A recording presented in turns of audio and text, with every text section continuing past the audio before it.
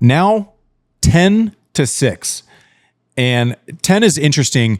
Obviously, Barbora Krejcikova, listen, winning 21 matches and also winning a major. So a third of your wins for the entire season are in one tournament. And all of a sudden, it's weird when someone maybe isn't top of mind all of the time, right? Because they don't try to, they're not thirsty for all the attention. But then all of a sudden you look up and go, oh, wait, she's one of the best doubles players. She's won, I forget what it is, 6, 7, 8 slams and doubles, won the French Open on clay, and then wins Wimbledon. And you go, oh, okay, because she won these 2 sets this summer in a Grand Slam final, she's a surefire Hall of Famer. Am I being hyperbolic about her Hall of Fame credentials at this point, JW?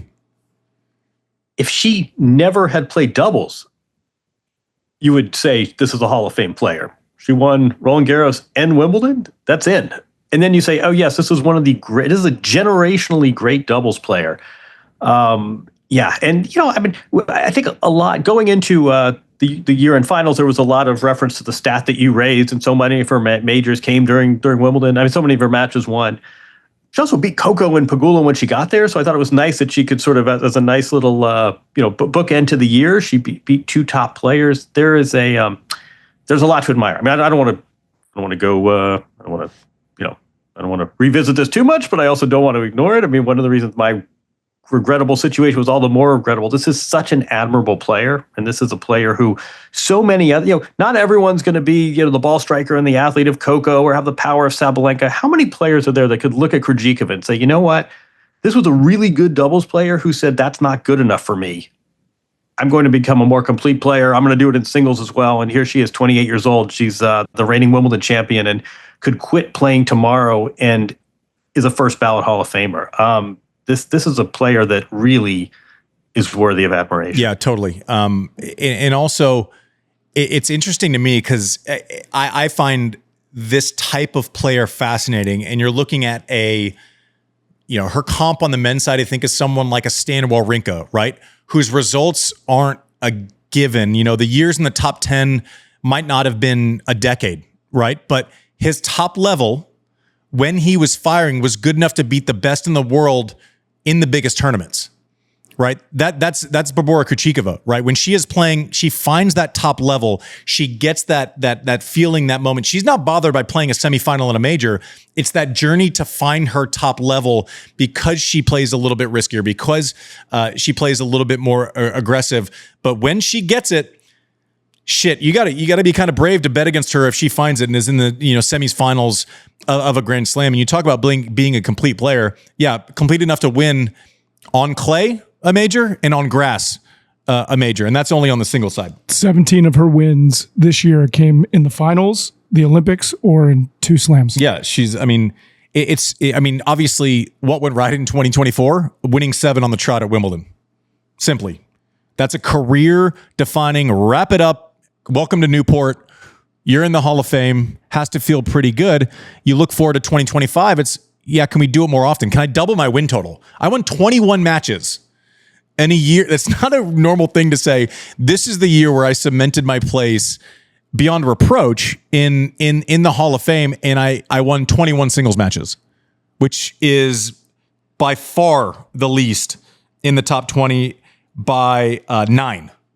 Wow. By 9 matches is the next closest comp. So she is this fascinating character of she's consistently great when she finds that level and beautifully, poetically inconsistent while she's searching for it, right? But when she finds it and it's there, you see her in the 3rd or 4th round of a Grand Slam and she tunes someone up, you're going, uh-oh, it's a problem.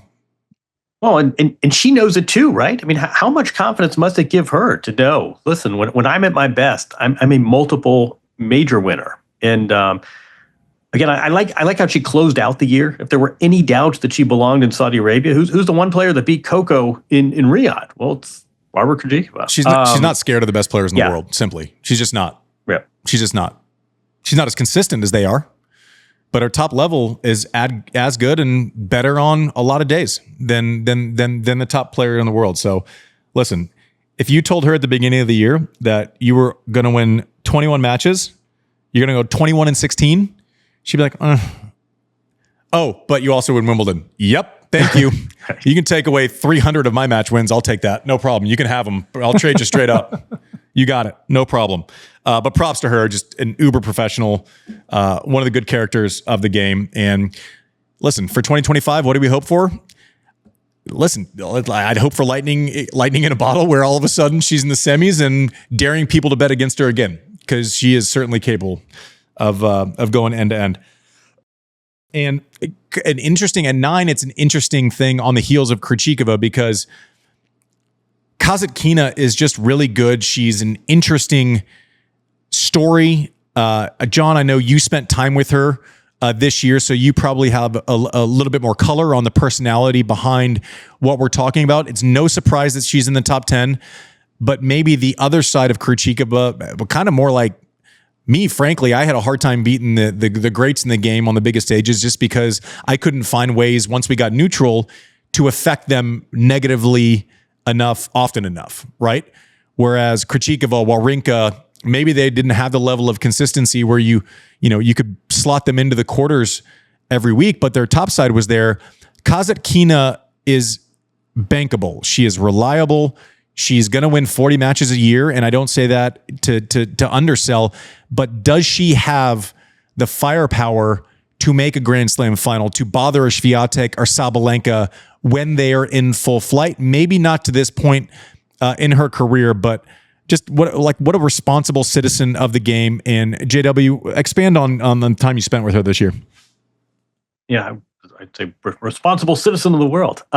This is a this is a player from, and maybe we can include the link in the show notes. But this is a player from Russia who has taken great issue with Putin's Russia, with LGBT policy in particular, and is basically whatever the equivalent of putting her money where her mouth is. She no longer is based in Russia and has not been home in a long time.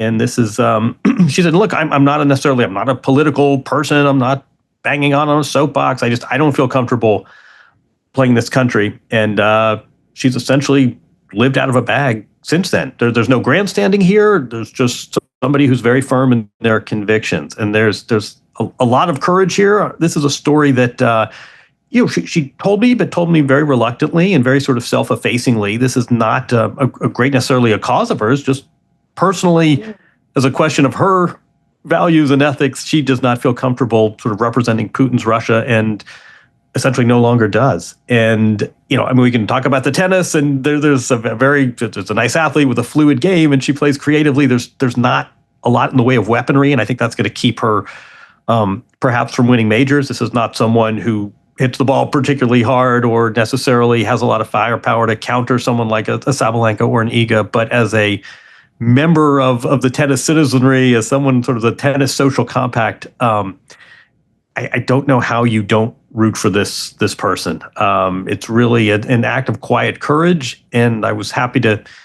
tell the story. And it sort of, in my eyes, makes the tennis secondary. She's a top 10 player. I don't think it's a whole lot more than that just because of the power, but the tennis is really the least of it. Name the American woman who had the most tour wins this year. I know where you're going. Yeah. Is it number 8? It's number 8 is tied with the name everyone would probably shouting at their, screens, phones, whatever else. 54 wins. Emma Navarro breaks out, beats Coco twice in majors. You recently spent some time with Emma as well. But I just like everything about her game. She doesn't show listen, different personalities in tennis. We've gone, from Ostapenko, who will side-eye the shit out of you, to Danielle Collins, who will get right up in your face, to Emma Navarro, where you never know if she's perfectly content or freaking out. She just doesn't give it away. I love her game. I love where she's come from. Another poster child of success for college tennis, having played at Virginia, but a real breakout star of 2024. I'll give you a little glimpse. We spoke a few days ago, and she was sort of telling me her schedule, and she's heading down to Australia on Christmas Eve on December 24th. And I sort of said, you do the leading question. Oh, this is tennis's crazy calendar. And she said, you know what? We'll do Christmas Eve on the 23rd and pretend it's Christmas Eve, and I'll just reverse, we'll adjust it. I'll go at the appointed time, and I feel like I won't miss anything. And I thought that was such a window into her mentality. This is someone whose default position is positive. I mean, she's very organized on the court, but also very positive on the court. I don't know if she necessarily, this is not like a USTA darling who everybody had been hyping since she was 14 years old. I think quite the contrary. She went to, she committed to Duke, changed to UVA. That sounds about right. Hey, she had a very nice college season, won the NCAA title as a freshman. I don't think anyone saw this top 10 showing, but she did. And she's won a lot of matches. This is not a flashy player. She plays tennis. She does not perform it. There's not a lot of look at me here. It's just really solid, poised tennis. She's beaten Coco at the last 2 majors, coming off a U.S. Open semi, number 8 in the world, and I suspect she could still walk down Broadway and go many blocks before being recognized, and I don't think that bothers her. This is someone just fully committed to incremental improvement, and the increments have been coming fast and furious. 54 wins, a lot of those in big matches at majors. Absolute breakout star of 2024, Emma Navarro, shining at her home slam, beating Coco and advancing to the semis there. Just everyone likes her. You get the pulse. Lindsay Davenport came on the show and cussed me out because I said she couldn't rap. She creates this. The people that know her really want to support her, are effusive about her work, the way she goes about her business, which is great. And it comes across when she plays. So hopefully more continued success for her in 2025.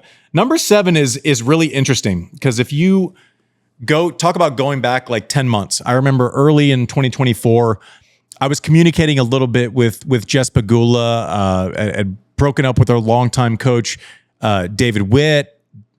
Kind of thought that 2023 had gone on a little long. Maybe the workload of playing singles and doubles had finally come to, it was a check that needed to be paid at some point. Having those conversations on what's next and, what do I do? And just having reference points. I know Lindsay was in a lot of those conversations with Jess Pegula as, a bit of an informal advisor, as well as she's kind of putting the next steps together. It's weird having that moment, having that beat where you're kind of forced not to play, pulling out of some hard court events early in the year, which is her best surface, at least to this point, and then making hard changes, right? Getting out of the comfortable cycle of a coaching-player relationship that had largely surpassed what anyone thought was possible. Having the guts to do stuff because you're still forward-looking at 30 years old is a big deal. And what happened? I guarantee you, she's finished a year at 3 in the world. I guarantee you this 7 feels better for what she did at the U.S. Open. And she finally said, you know what? Take all those narratives about me never getting past the quarters. One of my most emotional endings to a match that I was watching this year, I was in the Arthur Ashe Stadium when she beat Swiatek. And it was this, I took a deep breath and I was like, I was so happy for Jess Pegula, made a lot of gutsy calls, bet on herself, and almost won the U.S. Open. I guarantee you this 7 next to her name feels better than years where she's finished with a higher number. I think especially the sequence of it, where it was a rough 6 months, and there was some burnout here. I mean, there's a family situation people can read about that must be an additional burden and concern. She didn't play the French Open, and then to turn in this level in the latter half of the year. And you mentioned the match against Iga that she won at the U.S. Open. She finally gets to that semifinal, and what does she do in the semifinal? She has another gutty win there to get to her first major final. And you're right. I mean, sometimes a year it's not unlike Krejcikova, right? I think on balance, Jess Pegula probably signs up for this year. She did not finish higher than she did the previous year, but the way she turned things around, again, 6 months in, sort of had to make some changes. I'm 30 years old. I don't want this to be the end of the ride. And to have this year turn out the way it did in the latter half in particular, getting to that U.S. Open final, I suspect, like you say, this was a preferable year to finishing in the top 5, but not having this kind of a major result. Yeah, and props to the Marks. Mark Marklin, our friend Mark Knowles, who we Bahama Marks. That's right. We just spent some time with. Props to them, because it's not always easy to take on, you don't want to say project, but someone who it's very obvious what the goal is. And the pressure set of that goal is very clear. We have to make it further in a Grand Slam. We've done a lot of the other things. We've beaten all of the players in various events. We just have to make it further in a big event. You like seeing the risks taken by Jess, the risks taken by the marks, rewarded in an accomplishment of said goals or said goal. And props to Jess Pegula. She is one of the good ones in tennis. She will have an offseason to digest, recover emotionally. She has a lot of green space ahead of her, a lot of runway early in this year to move up those rankings. She is basically like a nothing burger through April, May of this year. So a lot of space for her to improve on that 7 ranking. But I assure you, a 7 finishing the year at number 7 when you've been as high as 3 has rarely felt so good for someone. Props to Jess Pegula. Elena Rybakina at number 6. Simply one of the best players in the world, right? Rocky coaching relationship. It has been, the details have been scarce. It's the serve is so obviously good. You know, for my money, when it's going, the best serve in women's tennis. Doesn't show you anything on court, but you know that there's a lot of stuff going on behind the scenes. Recently made headlines for hiring Goran Ivanisevic as her coach, which I didn't have a pulse on at all, hadn't heard anything about it. I like this partnership basically because Goran has a sense of humor. It absolutely flies in the face of what you think and what you've heard that her life must have been like in her previous coaching relationship. So I hope she finds that space. I hope she finds that joy. I hope we see more of her on court. Didn't play a lot of events this year. You know, had a 42-11 record. So not a lot of tennis for her. I hope we see her on court more. I hope we see her on court happier. And I am fascinated by this new team of Goran Ivanisevic coming from, I don't think he's ever coached on the women's side, to the women's game. Curious to see that impact, and looking forward to her happy, healthy, and playing in 2025. Yeah, well said. I mean, this is a player who, she started out the year, she goes to Brisbane, she gets to the final, she plays Sabalenka and beats Arena Sabalenka like, I don't know, in front of like 0-3, like just blitzed her in the final to start the year. And you say, whoa, this is someone who's already won a major. She had reached the final of Australia the previous year. Look out for Rybakina. Since then, including the Australian Open, a lot of sort of mystery shrouded here. This is someone who's had various health challenges, and that's impacted her year a great deal. For her, to finish the year as strongly as she did, played well in Saudi Arabia to close out the year, and now looking forward with a new coach, as you say, somebody who is going to be a source of joy. It's going to be a much different vibe in that camp, someone who's, a fellow Wimbledon champion. A lot to like going forward. Candidly, a lot of mystery here. I mean, there was a lot of intrigue and rumor and innuendo, and some of this is social media, but some of this is deep inside the WTA. There was a bit of concern here, but I think this story ended 2024 on a happy note, and I think there's a lot of high expectation and a lot of anticipation what she's able to do with a new coach, one who has won Wimbledon. And also, keep in mind, it's coming off a very successful run with Novak. So Goran is a source of intrigue, and hopefully the Rybakina story will get back on track. It was good to see her show up at World Tour Finals too, as opposed to just taking a pass on the rest of the year. Obviously short on matches, hadn't played at all, and then when your re-entry to tour is against the best players in the world, it's obviously going to be rocky. But I like the fact that she did that. I think that will serve her well. That's a good decision in my mind from where I sit as the Monday morning quarterback going into 2025. But listen, if she's healthy, simply she's in that conversation as favorites to win majors, especially on grass, faster surfaces. Hopefully we see more health for her in 2025.